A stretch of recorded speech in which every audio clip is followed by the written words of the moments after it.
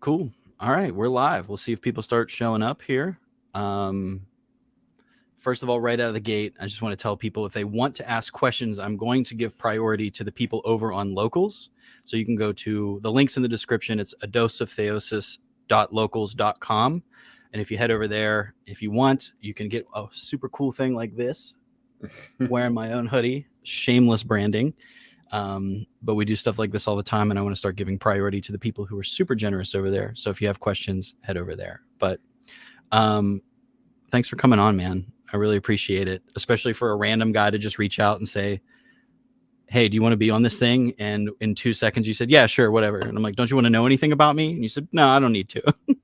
I kind of just view it as like, whenever I'm asked anything to do with the faith or with the church, I say, yeah.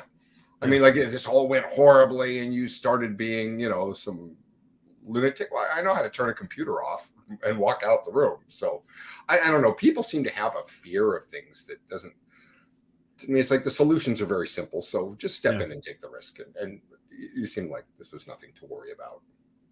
Cool. Well, I'm glad you felt that way. But okay, right out of the gate, because I put it in the title, part of the title is Riding Motorcycles in a Dress. So do we want to just get that out of the way on the front end and talk about what the deal is with that? It's not something I would do regularly. Okay, well, that's good. It's not recreational. No. But no, it was going to a Halloween party, but it happened to be a number of days before the Halloween party. It was a French maid outfit. And I had that and my riding boots and a German helmet, and rode the Harley, like, I don't know, like 10 or 12 miles to the party. But it was, I was serving with a youth group, like college age. Yeah. And in the Protestant world, and especially at the church I was at, we had a lot of latitude. So, I'd smoke cigars at the parties, and, it was a little wilder back then. Yeah. Well, that's interesting. Like, talking about coming from the Protestant world, obviously we're talking about your spiritual journey, your conversion story, which everybody always wants to talk about conversion stories. But I am interested a little bit more about your background. I read it in your book. But if you could just speak to, like, what kind of Protestant stripe were you in? Like, how did you land there? And what were some of the things that started kind of eating away to cause you to start looking into other things? Well, I was raised a Mormon, so that then I became one of their fundamental tenets was that you choose your parents as you live in the spirit world with God. Then you choose your parents, and then you come get a body. And that, I was like, yeah, here in El Monte on welfare in this kind of a dysfunctional home, I think I'd be a Rockefeller or something. I'm not this stupid, So that was one of the first things. It was like a red flag. And then ultimately I became an atheist, but really a God-hating atheist, even though that's obviously a contradiction. But I was very angry with God because of my suffering, the suffering of the world around me. Everything was such a mess. It's like, I could do better than this, And so then ultimately I ended up getting some of those questions answered, and then became an evangelical. And the guy was actually from the faith camp. That's where I was brought into it. Fred Price, Ken Copeland, Kenneth Hagin. And then after some time, there was a falling out. And then I fell away from it. I had never gone to a church. We just did Bible study and stuff up at his apartment. And so some years later, I ended up, I hadn't been practicing the faith in any way, but I still believed, absolutely believed it was true. And then when my life kind of came apart, then I decided what I needed was a church community in order to do this. And so that's when I started attending evangelical church, and it was a nationally televised, semi-charismatic church. Faith Community with Dr. Jim Reeve. He used to have a TV show, Balanced Living, and ended up running seating and stuff. And so I did that for quite some time. Ran special event seating and Wednesday night coordinating, and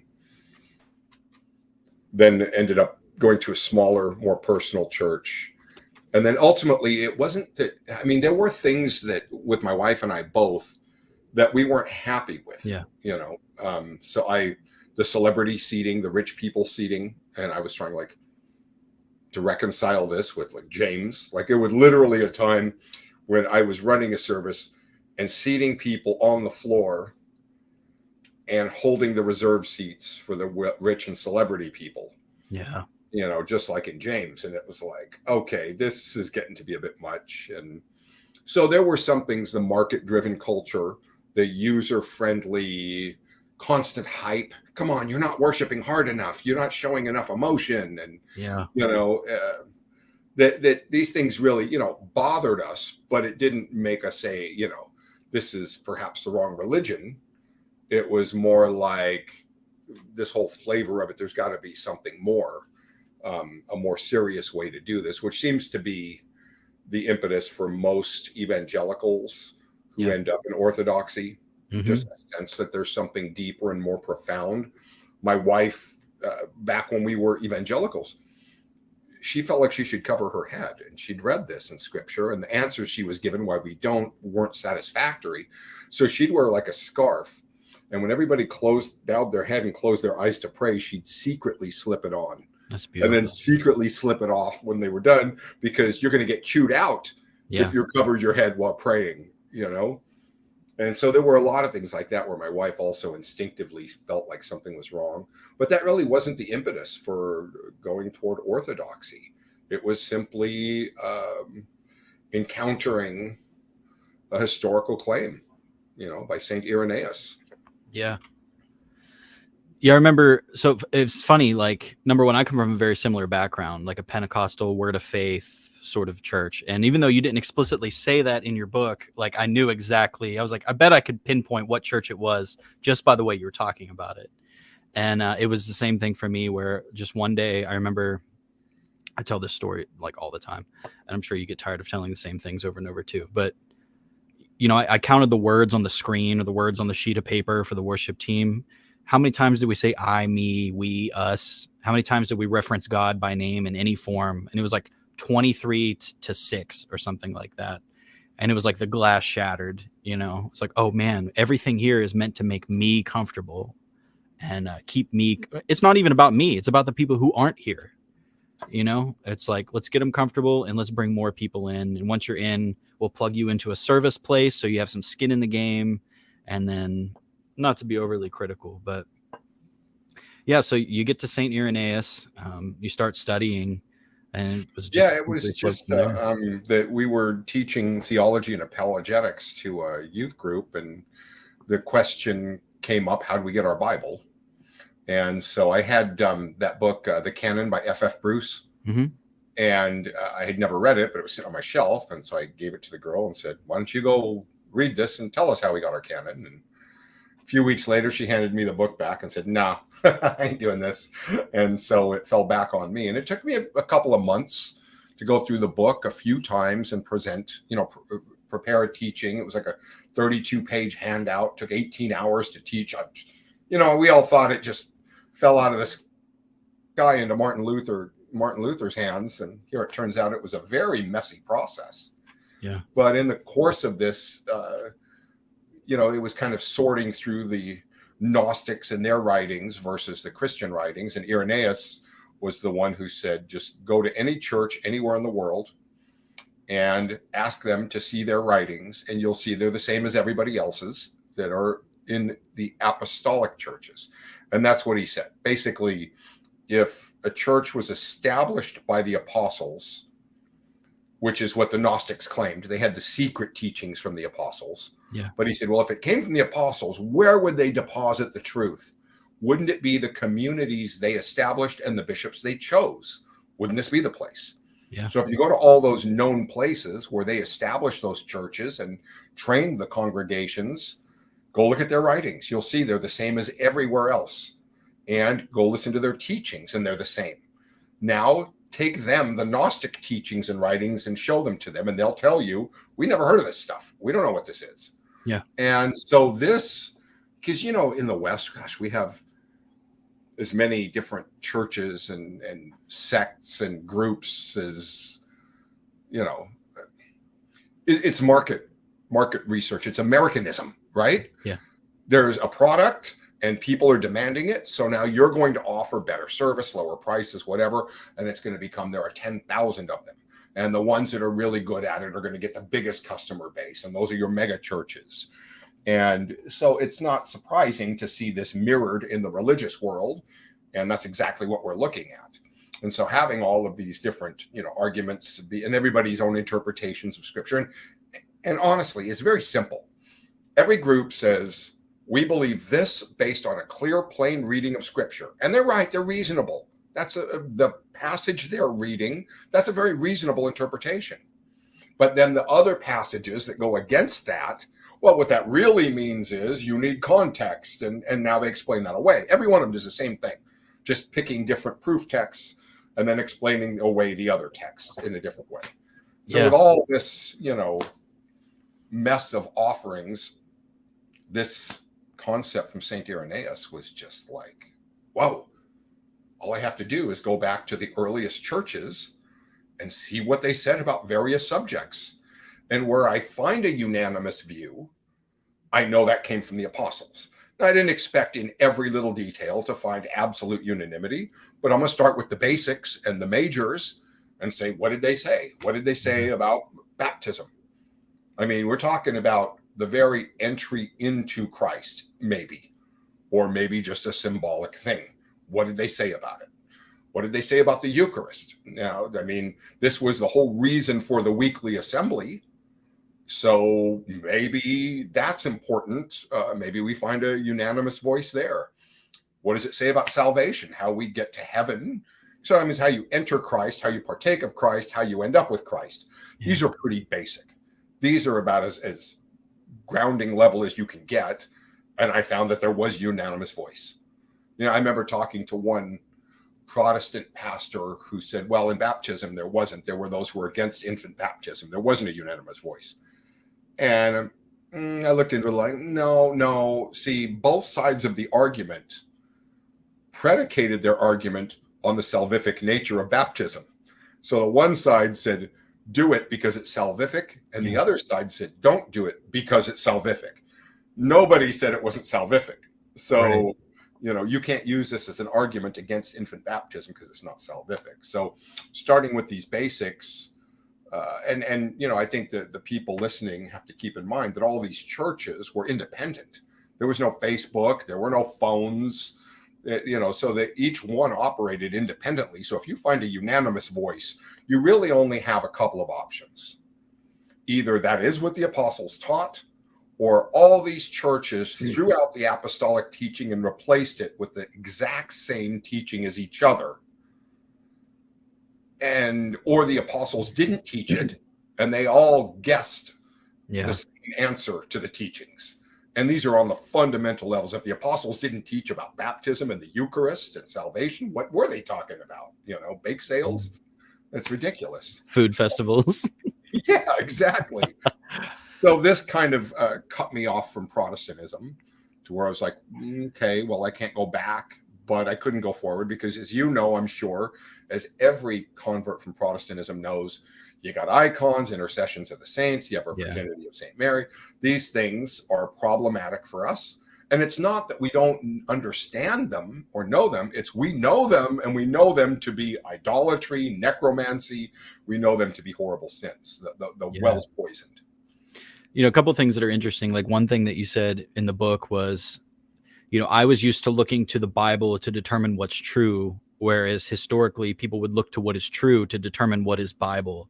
And I thought, man, it's so weird how everything has gotten completely flipped upside down in terms of how we know things and like just the methodology with which we're working. And even the idea of context, like taking a verse out of context. And then, well, what's the context of the scripture entirely? The context is the church. So when you've divorced the book from the body, like there's no arm or there's no mechanism for interpretation. So heading into all of that, and like you're hitting this point where you said like I can't go back, but I can't go forward, which are things that like my wife's saying right now, and like I remember that limbo is a really hard place to be, and Cradle especially Orthodox don't understand that. right. Like I saw you wrote, did we become apostate? Like where are we? Like I believe this is true, but it's against everything that I've been taught. So And here we are tending to be the more zealous because we're trying to, dig in and understand. And we tend to be generally sincere in our pursuit of truth, and cradle Orthodox who've never even considered the questions and, just take their faith for granted, can't grasp how perilous this is. And now you feel like you've been cut off at both ends. And now you're, like I said in the book, the wife and I were waking up in terror. Like, that, like when you just woke up in total terror. This was happening to us on a regular basis. And I would have to talk myself down. And there was a period where I was saying, okay, wait a minute. Even if the church is wrong in all of those issues, the icons, the intercessions, everything, even if they were wrong, if they are so wrong that this means that they weren't authentically Christians, then the church just didn't exist for well over 1,000 years. Which is a way bigger problem. Yes. Yeah. Like salvation history. Finally, Christ comes. He makes a people unto himself. And I lost it. Which is it is kind of the presumption of witnesses, Mormons, and I think it's only fair to give understanding where it's due, that if you had the Protestant church, that at the time there were a lot of abuses going on in Catholicism, a lot of corruption, and they looked and said, I can't trust this church. And so what's left? What can I trust? Well, the book is still good. I can trust the book. And we growing up here in America aren't even aware of really orthodoxy, and that all these other churches are still there believing the same stuff. Tony. Hey, Tony. That the same stuff. I'm sorry. That's not Tony. So go on. Yeah, I didn't mean to distract you. No, it's Tony. He's a friend of mine. Tony's awesome. I love Tony. Well, it's, I'm sure at that point you're kind of faced with, you're kind of pulling on the threads, you're working your way back. At a certain point you hit like, okay, is it Catholicism or is it orthodoxy? And even then I'm supremely fascinated in, do you see a differentiation between Chalcedonian and non-Chalcedonian? Did you look at like Eastern Orthodox, Oriental Orthodox, or were you like, these are all Orthodox? Like, how did you parse out those three streams or those two streams, depending on your perspective? Well, an original premise was I was looking for the voice of the church as a whole. So when I kind of encountered that you look at the areas in which Eastern and Oriental do speak in the same voice, it's overwhelming. There's this one issue we can talk about, but the rest, even to this day, and this is after 1,000-year separation, and we still look the same. And then you have the Catholic voice, which is kind of a dissonant voice. I'm not saying whether their developments are right or not, but it's a different voice, a different flavor, a different ethos. So for me, it was like, okay, I was looking for the common voice. I can rule that one out, because it's just standing alone over there as one church of the apostles, where all the other churches of the apostles are speaking in a common voice. Yeah. So you got 9 people in a room, and the 10th one is speaking in a different voice. So it wasn't so much like, hey, I'm going to do a deep dive on the papacy or the Immaculate Conception or these individual doctrines. It was casting a wide net. I tend to take a more bird's eye view. So I looked at like some of the passages for the papacy. I don't think the Catholic interpretation of those is unreasonable. Yeah. And I don't think the Orthodox is unreasonable. But I'm back to I'm looking for the voice, and here I have all these voices, and I know these voices all line up with the early church. The Catholic voice, now they can call it development, and that's fine, and maybe it was true theoretically. Okay, it could be very true, but It can't be true and make the earlier voice wrong. So if it is true, the earlier voice is also true, just not as developed. So if that were the case, this is still truly and authentically Christian. But if this development drifted off, now this one has a problem. But this one I know can't have a problem, because this one agrees with it, and this is the early universal voice. And we just never really went down those trails that they went down. So this seemed like a safer place to stand. See, I was in an interesting position where I was really discerning between, becoming Orthodox or becoming actually Eastern Catholic. Like, I was sold on the Eastern expression of things, and I knew that there was an option to kind of have that wide communion and like still have the papacy and all this. So I was investigating this for years, right? Driving myself insane over it. Wow. And finally someone's like, why don't you just go back and read all the documents from the ecumenical councils? So I sat down and I started working my way through them. I mean, it's like, that's a big undertaking. But what was interesting is I got to Chalcedon, however you want to pronounce it. And like, here were a group of churches that were making the claim that Eastern Orthodox are making now, which is the faith takes precedence over the authority of the Bishop of Rome. So you have the Tome of Leo and all of this. And I'm like, okay, so what's going on there? So I started doing a deep dive on Chalcedon and Oriental Orthodoxy, visited a Coptic parish, was given a copy of St. Cyril's on the unity of Christ, and was amazed to find like, oh man, did I hold this Christology all along and not know it? And so wherever you want to go with that, feel free. But well, when I did look into it, I think I probably landed where the overwhelming majority of Oriental Orthodox, and I'd say a good majority of Eastern Orthodox, not Internet Orthodox, that's another world, but the people, the people in the clergy and the real church landed where it's basically the same fundamental concepts in different language and expression. Lately, I actually find myself more and more kind of feeling confident in our expression. I mean, to the point where if you call me a monophysite, I'm like, I'm good with that. You can call me that. I'm good with it. St. Cyril said we don't speak of two after the nature. We speak of one. That's one. I'm good with that. Because we are after the union here. We're not before it. And our language of from two natures and of two natures, which I'm sure was the first draft of Chalcedon. It's, and that's when the Roman legates stepped up and said, whoa. That's the language of the guy you're deposing. That's not Leo's language. I want you to use Leo's language. And they said, well, Dioscorus isn't on trial for his Christology. It's for other procedural matters. But they ended up acquiescing to Rome, which a lot of us believe you guys kind of created the papacy and the EO by bowing. I kind of think we might have. Like, I'm not opposed. Yeah. And I get it. Like you have two big groups. And then when the third real powerful one steps in and he's going to take your side, you'll tend to give him anything, And so, I mean, look, when the Nestorians walk away from the council claiming vindication, and we all say that's Nestorian language, something happened there that's worth listening to, So for me, I'm more and more comfortable with our Christology. But, like I tell people when they say we disagree on this, I go, well, wait a minute. Now let's look at what we do agree on and what we disagree on.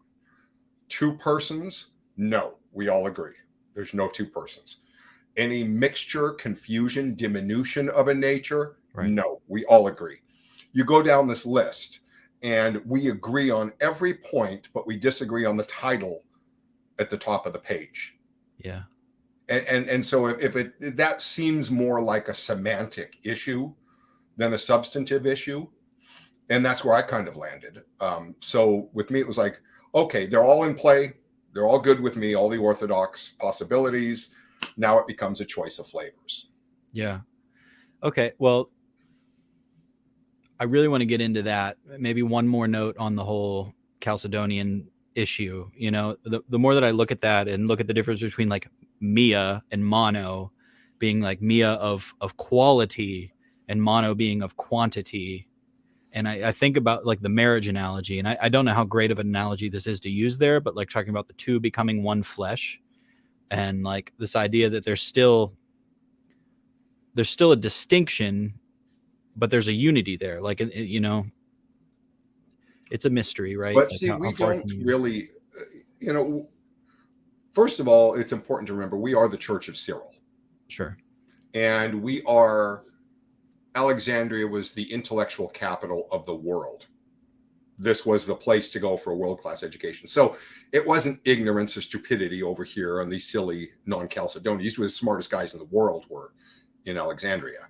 And so if you have these people saying, no, we're holding to Cyril, they would know best what Cyril was teaching. And my godfather did his PhD that basically shows our understanding of thesis remain the same throughout. And basically the argument is, sure, if you want to call us heretics, that's fine, but you need to throw out Athanasius and all of the Alexandrian fathers as well. You need to toss them all together because they all believed this same thing. And so, but when we talk about the 1 and 2, with us, it's before or after the union. It's simply Cyril's language. So we're very comfortable with that first draft of Chalcedon, said from two natures. But when Cyril says after the union, we don't speak of two. We can't say in two natures because in is present context. And it's kind of awkward language anyway. I don't exist in natures. Yeah. It's just kind of a weird, you know, and maybe the use of language was a little different. But ultimately, when we speak of in, we're speaking of presently. And if Cyril says no two after the union, then we say one after the union. So if you say of or from, yes, we absolutely, of course, we don't. And that's the thing, you know, I would ask somebody, which nature do we deny? Because we have been very emphatic since the beginning. We deny neither nature in its fullness, but without separation. When you say distinction after the union, we look at person. We don't dissect. This is person. I often say that, like, if Christ stood in front of us at this moment, you might start dissecting his parts. We're going to drop into a prostration. You know, this is the Coptic way. Yeah. It's, as I understand it,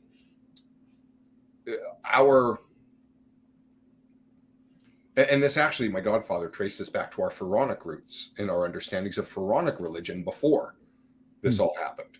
And basically, God is, as we encounter him, is how we understand him, how he presents himself to us. He doesn't present himself as pieces and parts or natures, but as a composite, complete person. And that's what we encounter, and that's how we understand him. Yeah.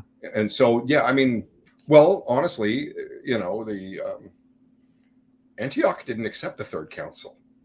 A lot of the Eastern Orthodox didn't accept it. They accepted the formula of reunion, which is not the council itself. It was a very much more vague letter that was sent out. So, you know, we're very pro-Cyrilian. But like I said, I think that once they worked it out in the 5th and 6th council, which was kind of some messes that were created by the 4th, then I think we all kind of landed on, like I said, the same fundamental understandings and concepts with maybe a little different language describing it. Yeah. And I'm very fine with that. So what do you think it is that keeps us apart then? I think there are some egos that are a big part of it. There are some anathemas that happened, you know, is this guy a saint or a heretic? And there were, you know, really no pressing factors to unify us. I mean, like, as far as for the Egyptian end of things, for the Coptic end, they've been busy trying to keep their heads attached to their necks for the last 2 millennia. Yeah. So getting you guys to give us the pat on the back that we're okay and we're brothers isn't a big concern when we're getting lined up in orange jumpsuits on the beach and our throats slit. Yeah. So, you know, there are good dialogues that have started back in the 90s with some of the joint statements, and moving forward, we actually have some dialogue going on with the Russians, between our Pope and our delegation and the Russians. And so there's movement in that way, but I think it's complex. There are a lot of factors. And I will tell you, if again, setting aside the internet orthodox who are like, submit, no, we're not going to submit. If the Muslims couldn't make us submit, you're not going to make us submit. Calling us names on the internet, So with the Egyptian people, you're not going to get them to back away from their language and their definitions. This was handed to them by Cyril in their understanding and their fathers. They will not deviate. There's nothing you can do. If the Muslims couldn't get them to renounce the faith by killing them, torturing them, cutting their heads off, blowing up their churches, discriminating against them horribly in everything, you're not going to coerce them. You're not going to make their knees buckle. It's just not going to happen. But if we can come to common terms of understanding where we can keep our language and definitions and say, yes, and we also will accept your language and definitions as being substantively the same thing, the Copts are pretty much already there. Yeah. Do you think that that's obviously there's another issue to put on the table when you get to that point, but for example, the existence of like the Coptic Catholic Church, do you feel like that's maintained the definitions, or do you feel like that's kind of been steamrolled? Or in Egypt, there's no real in the Middle East, there's really no distinction between EO and OO. Those people all see each other as the same faith. Yeah, they really do. This is more of a in the West issue. Yeah, a Chalcedonian Syrian has much more in common with a Copt from Egypt than he does with a Greek Orthodox. They're the same ethos, same flavor, same everything. So there's actually already, for all intents and purposes, a greater unity when you go into the Middle Eastern world between the various groups, whether it's Melkite or Eastern Orthodox or Oriental. They all look at each other as basically the same faith. Yeah. And the Catholic too, and even Western Catholics, most Copts see them as essentially the same faith. Yeah. And sadly, because there is some theological ignorance at times, they see Protestantism as basically the same faith. And that's one that could use some correction. Yeah. Well, that's one thing that I appreciate is sort of the openness in a way, that there's a little bit less of a, I don't know if this is the right term to use, but a rigidity, that I see in some, maybe it's just the internet circles that I'm in when it comes to like Eastern Orthodox stuff, the Orthobros, the Hyperdox, all of this. But well, it's an imperial church, isn't it? Well, okay. So I wanted to talk about that because that was one of the most striking things to me on my first visit to a Coptic parish was I see no imperial influence here in the worship whatsoever. None. Whereas, in my communion, there's this rigidity, this lockstep choreography, for the lack of a better term, that's going on, in this door, out that door, in this. And what I see when I visit the Coptic parish is like, oh, this reminds me of when I read Revelation or when I read Isaiah 6, or like there's just this simplicity to it. It's very of the people, sort of folk oriented, I guess. And there are pros and cons on both. Yeah. So in the Eastern Orthodox, you have an imperial church, and there is a need for some uniformity. That's a good thing. I have nothing against that. On the other hand, over here, it's much more kind of holistic. It's more organic. And so you can have some pretty vast differences in parish to parish, area to area, which has its great benefits. It was one Eastern Orthodox church full of converts that I went to out here on the West Coast, and you knew you were in God's house. You were in a holy, sacred place, but it didn't feel like my house. It's like they were all there to protect the rigidity and holiness of this place, which I respect that. There's a place where you get too lax and familiar, but in a Coptic church, I'm walking into my house. I'm walking into my living room, and there's a warmth and there's a much less rigid status to it, which I agree with you tends to be more the flavor when I read about the early church, more what it sounds like. Now, on the other hand, because of this laxity, you can go to a youth meeting and hear them singing Hillsong with some effeminate dude with a guitar and 4 off-key girls. Yeah. And dimming the lights to make it more romantic. This happens, so because of the flexibility, it also allows in some really problematic errors. Yeah. So they both have pros and cons. I don't see one as necessarily better. I think, you're going to strive for a nice little balance of keeping things right and according to the proper structure and guidelines, but also enough flexibility to allow for kind of a more organic growth and expression. Yeah. I don't think anybody hits that perfect sweet spot, Yeah. There are some who come close, but, it's so subjective. Yeah, it's interesting when I talk to my Protestant friends and I kind of tell them the things that I'm studying, and I kind of say, hey, I just discovered this Coptic thing, and I'm telling them about some of these things that we're talking about, and if I start hitting on like lack of imperial influence, and even the treatment of icons seems to be different, like I was formed in a Russian church, you have to stop at 16 different icons and make three crosses and bows and venerate the icon. I rarely see anybody kiss anything in a Coptic parish. We'll touch it with our hand and kiss our hand. Yeah. And we may do that with the relics or some icons. Some do, some don't. When you walk in, if you're a deacon, you have a couple of prayers and a prostration you do in front of the altar area with the curtain shut, and then you bring the blessing of the saint on the curtain. But yeah, no. We don't have that kind of rigidity. Yeah. We can get a little too lax in the churches. So you go to a wedding, which is a holy sacrament, you won't find any women with their heads covered because their hair was all done and they look beautiful. You might go to a Christmas or Easter liturgy and have a hard time distinguishing some of those girls with ones you see on the Vegas Strip. One thing I love when I see the Russian churches is the modesty of the women, the modesty of their apparel and their head cover. Here, it's like the Miss Cairo pageant sometimes, and the skirts barely covering the parts. Yeah. I mean, so I've seen that in some other Balkan churches. But pros and cons, on both sides.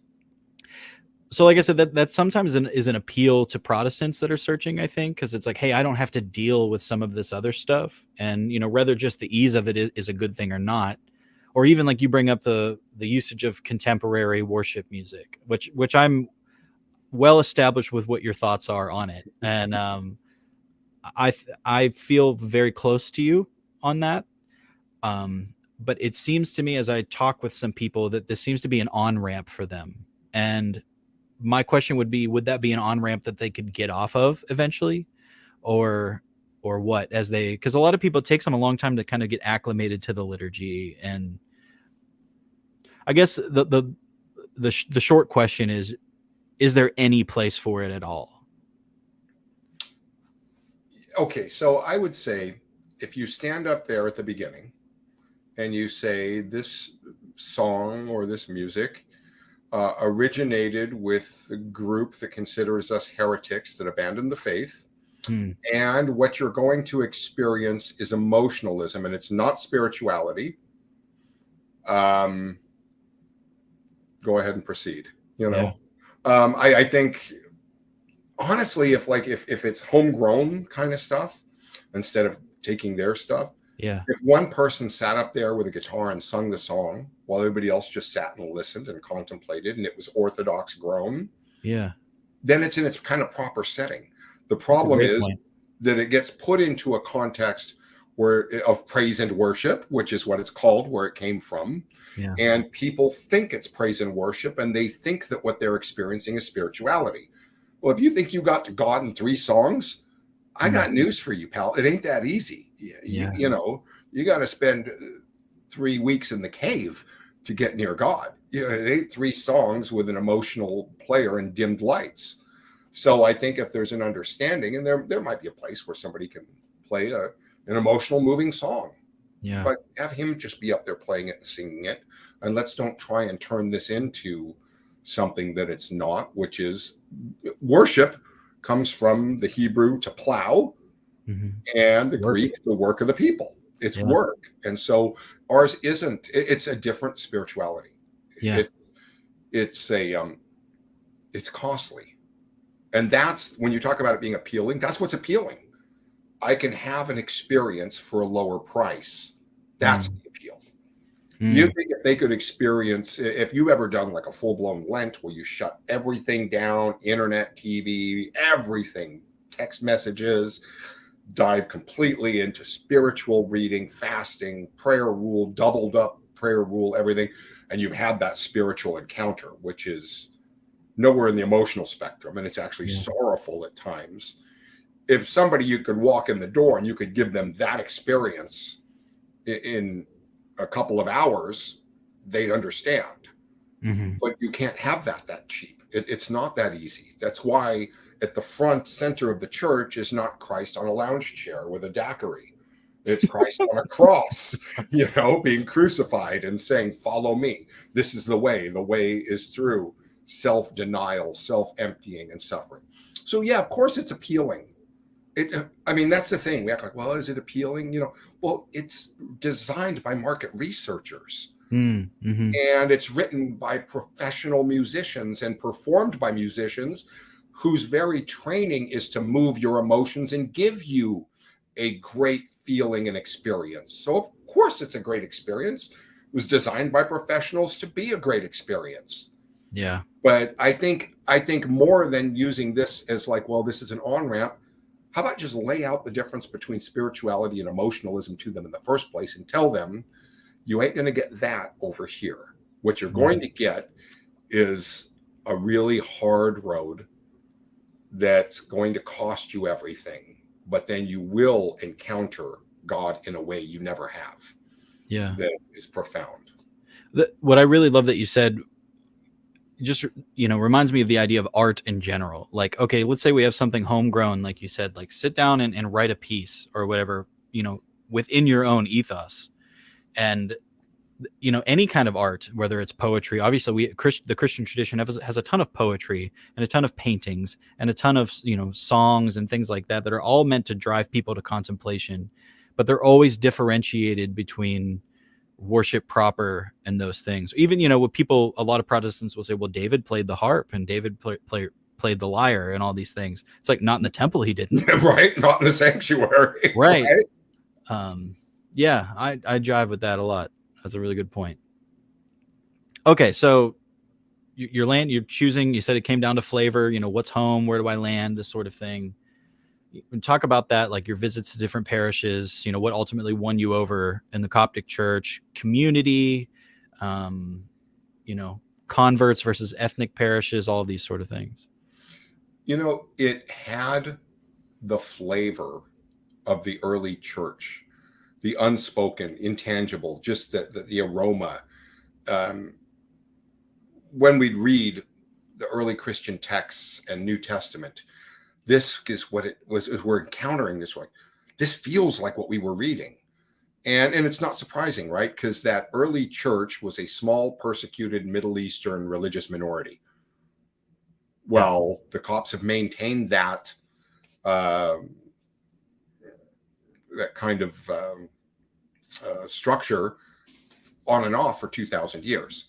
So they have the head down, kiss both sides of the hand, very much continued in that, and it kept it.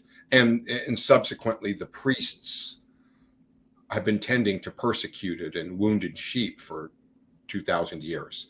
I think they're the best. I really do. Their love and their compassion, because of this, to the point where I think in the West, some of them need to learn how to put a boot in someone's butt, how to shake someone by the shoulders and say, you need to wake up, because they've been so long tending to suffering sheep. You're there to comfort and to encourage, very seldom to rebuke, because you don't need to rebuke a persecuted church. If he's there, he means it, Yeah. So I think that these were the main things. It was the flavor and the smell of the early church, and they were my opposite. It's funny because everybody looks for a church where you fit in, but I'm here because they're my opposite. Because being a Western, larger, tattooed biker American, I have power. I can, face to face. I have recourse of law, of civil law, and these people, especially the ones from Upper Egypt, and they have been in a powerless place of truly, completely trusting in God. This is an expression. Whenever we use the word thanks or Yeah. thanksgiving, we do this. And it's, we thank God for what we receive, what we don't receive, you know, for the good and the bad. And when they cut their kids' throats on the beach, they literally thank God for it. And they mean it. They thank God for everything.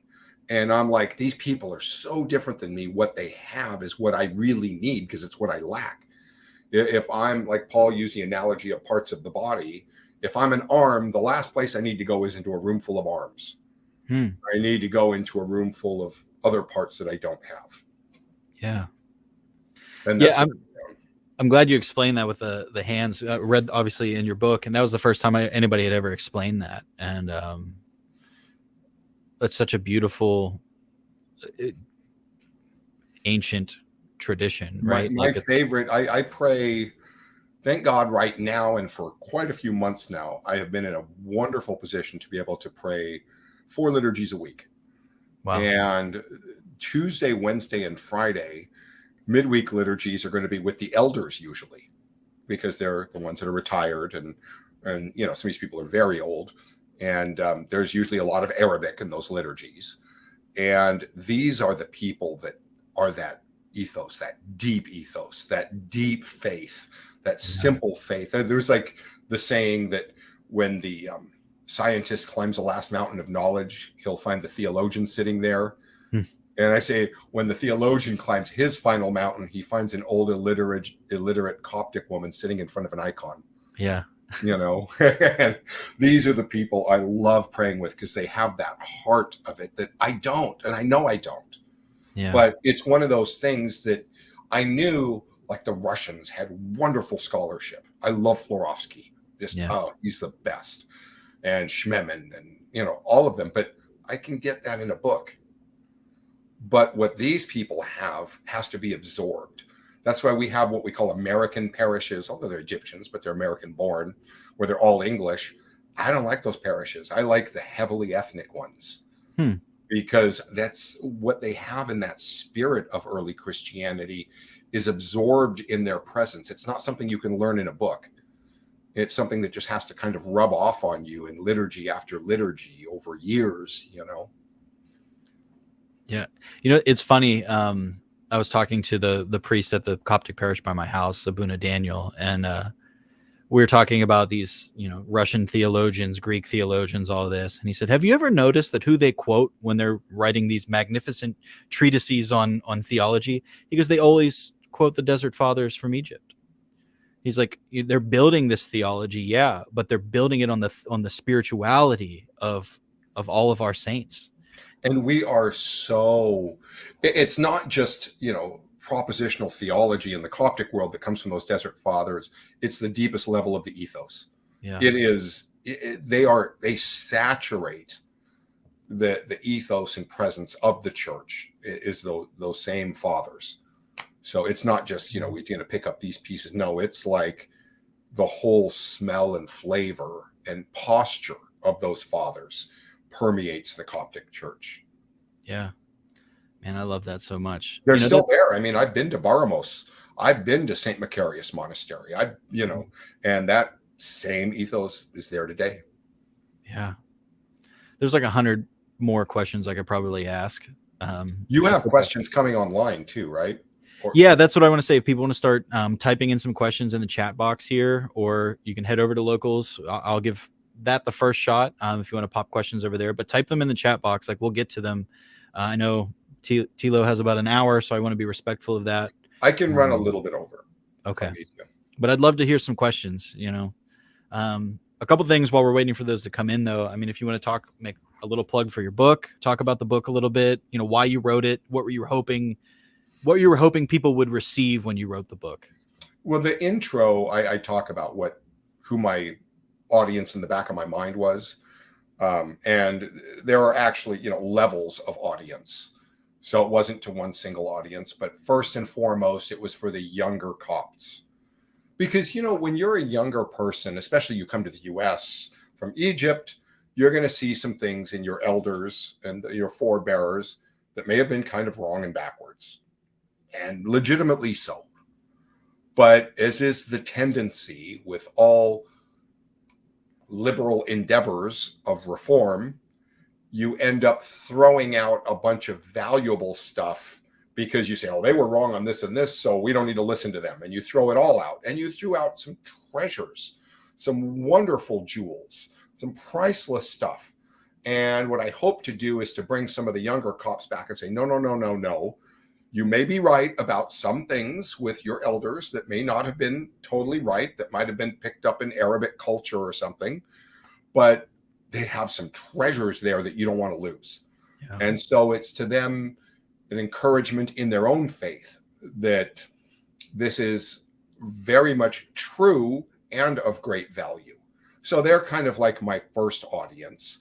And then I find that those elder Copts really do love hearing these things. And very often I get the comment that people instinctively understood these things but had never heard them articulated, and really appreciated having them spelled out and articulated. And then there is the audience of the potential convert who's looking into it and open. You know, if you're closed off, you're closed off. I got nothing for you. Good luck. But if you are, you know, looking, I kind of, because I think my journey is a little different in that I set a structured methodology and then followed it. So if you notice, you know, my book, there were the two parallel things of the experience where I was taking the experiential part of it, which many converts talk about. Wow, the beauty of the place and the depth, the meaning.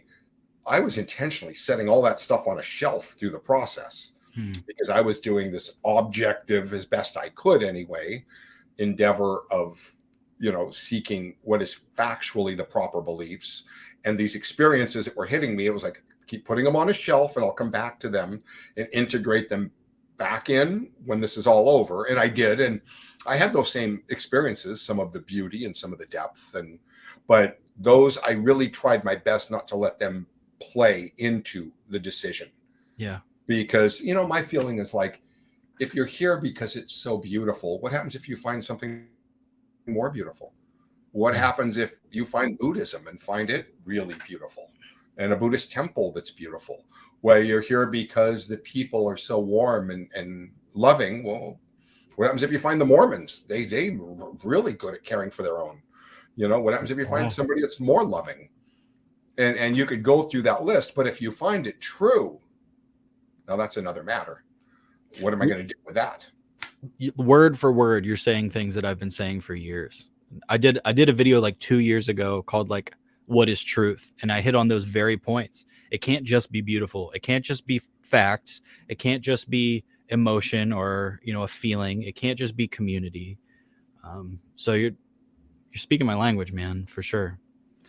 So one final question, and then I'll take questions from, I have a couple over here on locals, and then some are starting to come in here in the chat box. But for any inquirer, anybody who's out looking into, you know, the historic church, the ancient faith, you know, why should they give, and I think we've covered a lot of this, but why should they take a more serious look at the Coptic church or the Oriental Orthodox churches in general? I don't think you should be taking a look at those things at the inquiry stage. I think you should be looking at the whole question of orthodoxy, period. Because setting that one issue of Christology aside, and actually the title at the top of the page, setting that aside, you're going to find an alignment with virtually everything else. So the question of which flavor is not one you should be looking at in the inquiry stage. You're looking for the truth of things. And if you come to the conclusion that orthodoxy is true, now we can talk about the Coptic question and the Russian question and the Greek question. And now we're talking about what is it that is going to get you to heaven? I mean, to me, that's the question. And if this flavor, if this jurisdiction, honestly, I see the Coptic people flooding to wherever there's a bishop to take a bishop's blessing. And so they're like the rock stars. And to me, it's like my parish priest, my father of confession. If I make it to heaven, he got me there. Yeah. He's the one. And so, yeah, I don't think that question should even come up in the inquiry stage until that's all settled. And now you should go around and sample for a while some of the different options, flavors. They all have strengths and weaknesses, every one of them. And then there's the local parish. And are you likely to move? No, I'm a stable person. My family's lived in this area forever. I'm never going to move. Okay, then the local parish plays a huge role. I tell people, if they're looking in the Coptic church, like, what happens if you found that great American parish where you all fit in and assimilate, and then you move and all you can find is an ethnic parish? Yeah. Are you still going to be able to hang when they're all Arabic speaking and they're not real friendly with you because you're an outsider, and it might take you a long time to pierce that cultural veil? And you may never, if you're one of those introverted, quiet people, you may never pierce that veil in a heavily ethnic parish. So these are all things that you have to wrestle through in choosing jurisdiction, choosing where to play this out. But ultimately, don't forget, the goal is salvation. Yeah. And what will serve my salvation? And I find the ethnic Coptic parishes serve my needs to be saved more than any place else. Yeah. Love that. That's so good. All right. We got a couple of questions. I have 3 coming in from locals here, all from Tim. Thanks, Tim, for being a supporter. So Tim asked, first, you mentioned you were seeking a community of faith. What did that mean for you? And did you find your desire satisfied, or did you find your desire changing? No, I actually was not really seeking a community of faith. I was seeking truth. Mm-hmm. So I have mental health struggles, have my whole life. If you read the book, you see the train wreck that created what you see before you. And so I've had, these struggles. And one of them is some very antisocial tendencies. So having a community of like-minded people wasn't really much of a consideration for me. So I'd go to liturgy midweek, Arabic liturgies with all the elders, go there, liturgy's over, I leave. I still do that to this day. On Sunday, liturgy's over, we leave. I don't, I have some friends in the church now, but that was never a big thing for me. However, I can say that after a couple of years, and here I'm attending, multiple midweek liturgies every week with all the elder cops. They're these old Egyptian women, and they have a stone face. And I mean, they don't even smile at each other. They don't smile at their husbands. Maybe they'll smile at a bishop, but they don't smile at anybody. And they started smiling at me. Yeah. I was like floored. I mean, I'm a tattooed biker rolling up on my Harley with a t-shirt for midweek liturgy in Arabic. Okay, I'm way, way out there for them. And after a couple of years, they started smiling and becoming very welcoming to me, which I found shocking. I was pleasantly surprised. And I've come to fall in love with so many of them. And now I can walk into any parish and I'm right at home. And where I pray midweek are all elders, and they all smile at me, and they really love me, and they see me serving, and they see me as I'm a pretty proficient reader, and see me. I get a number of them saying, "You're the only English reader where I don't have to follow it in Arabic. I can just sit and listen and be able to track with you." So it really was more about truth than community, but I have surprisingly found some wonderful community aspects. Yeah, that's great. Yeah, I think so. Tim's second question is, are you worried about the hostility and the possibility of martyrdom becoming more intense here? And do you think that there's less resilience here than in the Middle East? Oh, of course. But I think the martyrdom tends to thin the herd, and it tends to move the social Christians out. And you end up with, and as far as being worried about it, it's funny. I notice on the internet a lot of questions about the question of suffering and why is God allowing me to go through this? Why does God allow others? And what do I say to them? And so on. It's so funny in all these years, that question, I've never heard it in the Coptic world. The presumption is you will suffer. This is the life. There's a guy where I pray midweek, and his son was just murdered in a carjacking a couple of weeks ago. And the guy was there the next day at church praying the liturgy. And I still see him, and he goes there early and makes the bread. And I see a lot of tragedy in the Coptic world, like this. And the way they respond to it, they never would question it. It's a presumption that you're going to suffer.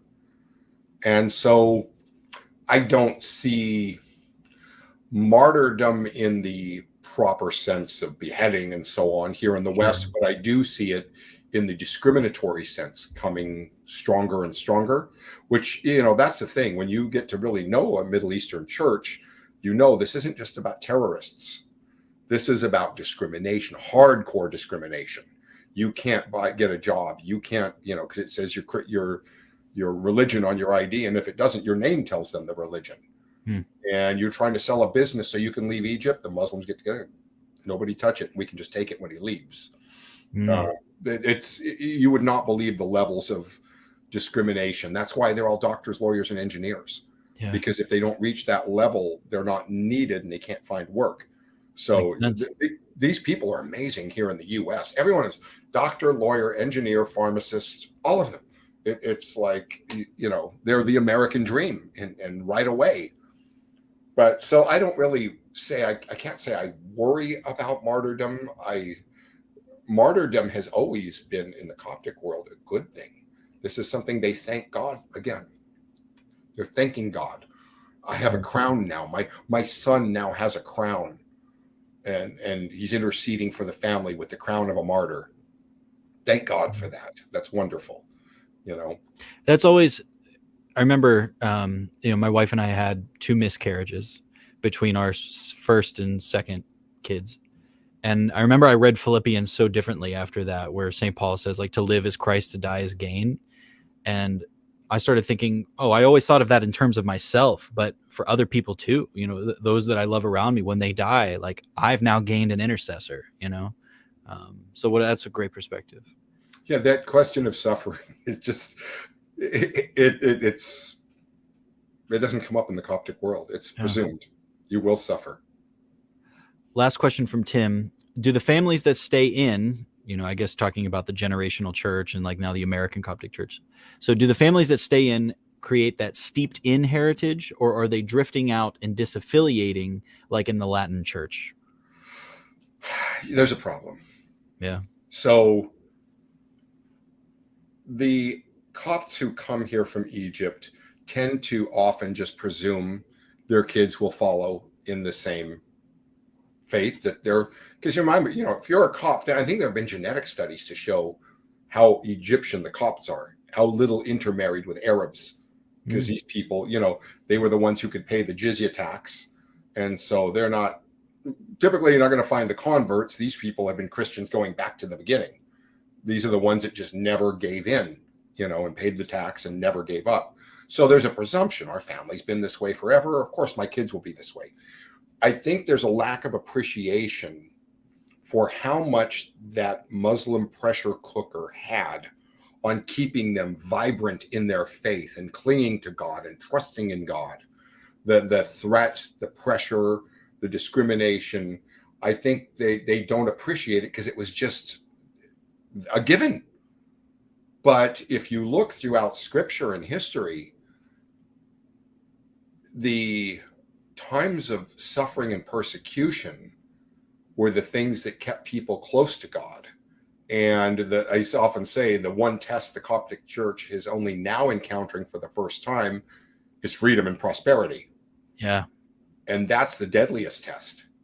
And I think very often we're seeing, an attrition rate. We're seeing people either failing or completely changing the meaning of the religion, because there's a presumption that you're going to go on to your master's or PhD level.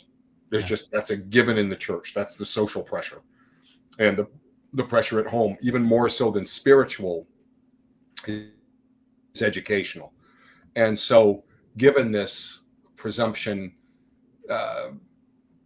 all these people go through this school system. They're told the teacher is really the icon of where you want to go. And so they're getting kind of indoctrinated into American thought and pulled away and into liberal American thought and pulled away from their faith by that. So there is a big problem happening, not to the Latin level probably, but there's still a serious issue going that the churches are working to address in various ways.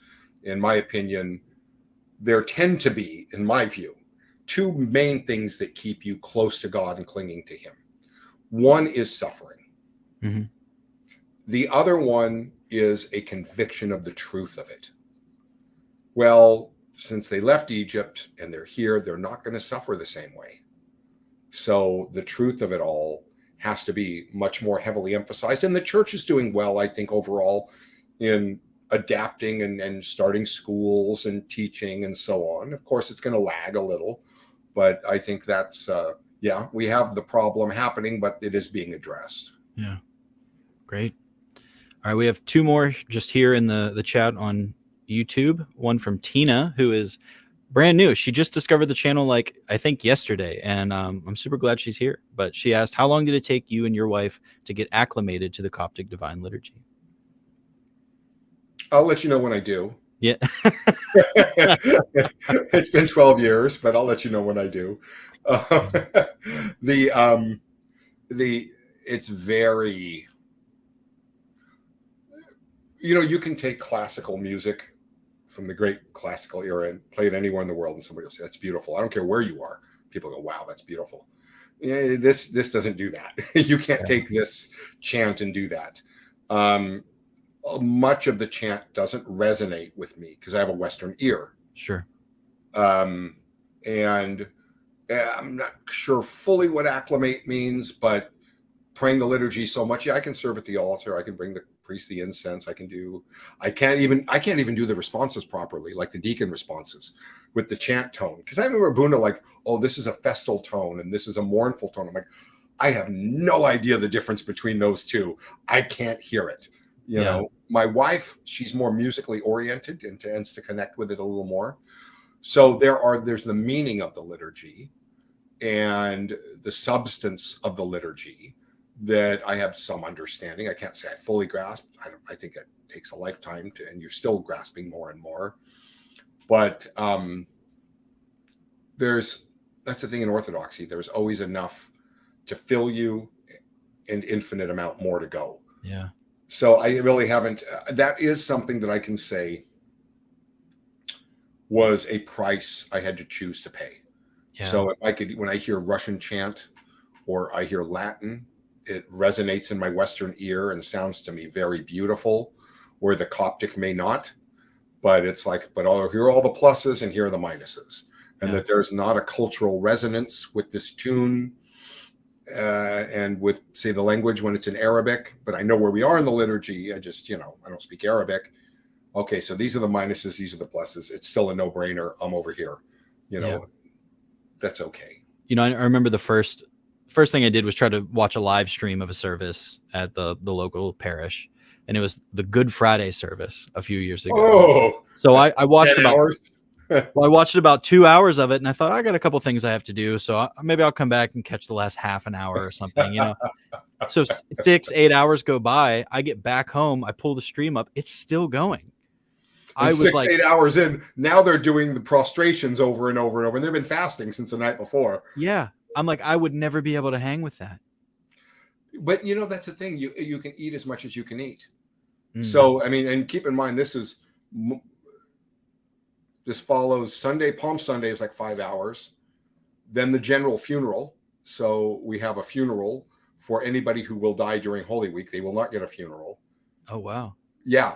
So this funeral covers anybody who dies during that week because everything's Christ in Holy Week. Keep in mind, in Egypt, when you die, you're in the dirt within hours. Yeah. Ironically, they don't embalm. Go figure, of all people not to embalm, right? Yeah. But I know. So then you have the general funeral. Then you have Monday, Tuesday, and Wednesday. You have like 3 hours in the morning, 3 at night.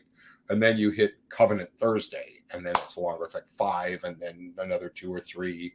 Then Good Friday is like 10 hour, 8 to 10 hour. Then you actually come back and do midnight to 6 a.m. after that day. So you got like this little 6 hour break.